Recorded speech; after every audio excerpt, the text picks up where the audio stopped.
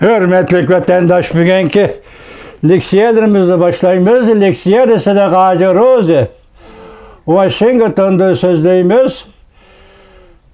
Bugün Çislağa 2021 yıl 4. ayının 29. gün hazır kardım keçirin. 4. ayının 29. gün tünü gün elektr bilen ya tok bilen apılışıp kaldık bir gün.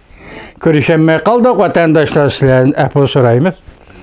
Bugünkü vaziyet doğrusu gep kılsak, ettigelli eçip Dobi Torbet'de şunu gördüm ki, Dobi Torbet'de berilgen haber 29. güne hazır Tacikistan bilen Kırgızistan'ın oturusu da kurallık dokunuş, çigara dokunuşu 101 tu.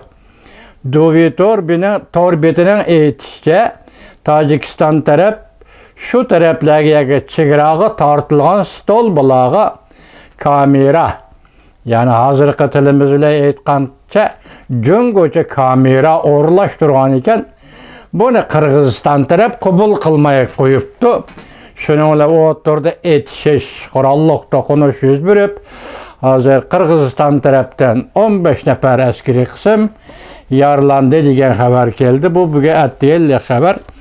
Yani bir vaziyetimizde ise turgan tushdan keyin Amerika Qo'shma Shtatlarining prezidenti Joe Biden Davlat Majlisiga davlat xeti topshirdi, yani davlat siyosati topshirdi.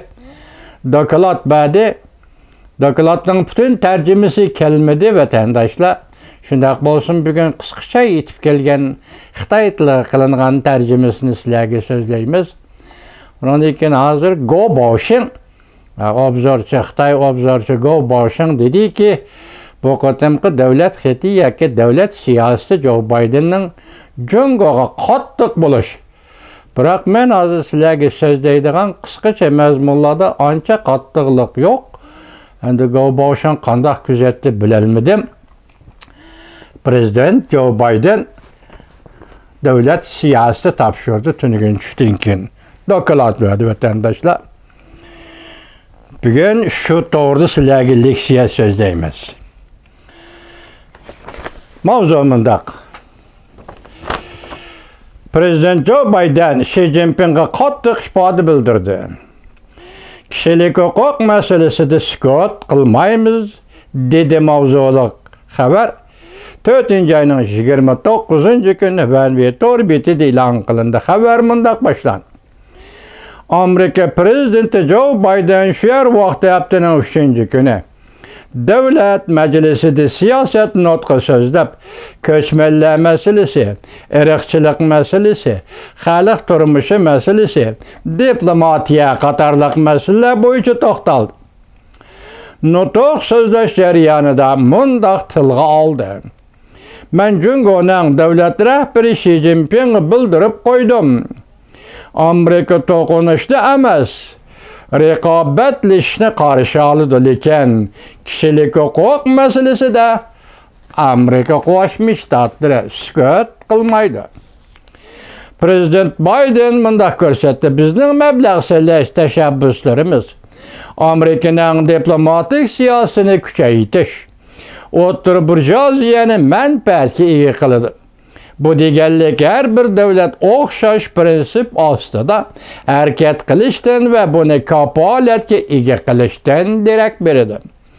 Men rais Xi Jinping bilan so'zlashganda, men onunga raqobatlashganligimizni, to'qinishmaydiganligimizni aytib berdim. Amerikaning manfaatini qo'g'daydiganligimizni aniq ko'rsatdim. Prezident Joe Biden mundaq ta'kidladi. Amerika ishchilarining, Amerika sanoatining erkin savdo harakatlarini ojizlatishni xohlamaydi. Prezident Joe Biden davomlashtirib mundaq ko'rsatdi.